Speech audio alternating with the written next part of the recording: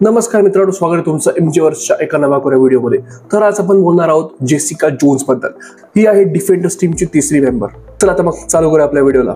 तुम्हाला माहिती का की ती मूळतः स्पायडर वुमन असणार होती। ब्रायन मायकल बेंडिस हे एलियास कॉमिक बुक साठी पात्र तयार करत होते, तेव्हा त्याने पहिले तिला जेसिका ड्रू बनवण्याचा विचार केला, म्हणजे स्पायडर वुमन।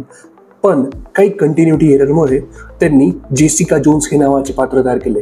हे आपल्याला एलियास कॉमिक इश्यू नंबर 1 मध्ये दिसतं। जेसिका जोन्स आणि पीटर पार्कर हे दोघी एकाच शाळेत होते, म्हणजेच मिडटाउन हायस्कूल। ते दोघे सुपर हिरो बनण्यापूर्वीच जेसिकाचा क्रश होता पीटर पार्कर वरती।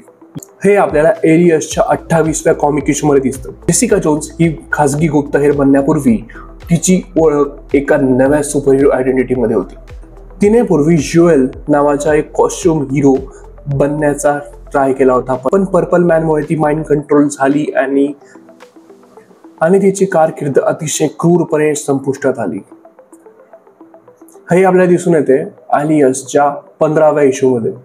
जे ओरिजिनल अव्हेंजर्स होते ते डिसअसेंबल झाल्यानंतर कॅप्टन अमेरिका आणि ल्यूक केज यांनी जेसिकाला शोधले आणि न्यू अव्हेंजर्सची स्थापना केली होती। हे आपल्याला दिसून आले आहेत न्यू अव्हेंजर्सच्या इश्यू नंबर 1 मध्ये। पर्पल मॅन म्हणजेच किलग्रेव जी मननियंत्रण शक्ती आहे ती जेसिकाला मोडता येते, कारण जेसिकाने पर्पल मॅनचा खूप मननियंत्रण सहन केलेला आहे।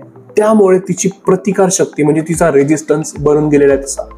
आणि हे आपल्याला दिसून येते एलियासच्या कॉमिक इश्यू नंबर 28 मध्ये। तर मित्रांनो, ही होती जेसिका जोन्स। ही आपल्याला डेअरडेव्हिलच्या सिरीज मध्ये पण दिसून आली, डेअरडेव्हिल बॉर्न अगेन 2 मध्ये पण दिसणार आहे आपल्याला। सो तयार राहा। तिची एक वेगळी वेब सिरीज आहे, ती पण खूप मस्त आहे, खूप भारी सिरीज आहे, तुम्ही पण बघा। आणि मला खाली कमेंट करून सांगा की व्हिडिओ कसा वाटला। लाईक करा व्हिडिओला, शेअर करा जास्तीत जास्त तुमच्या मित्रमैत्रिणींना आणि फॅमिलीला। चला भेटूया एका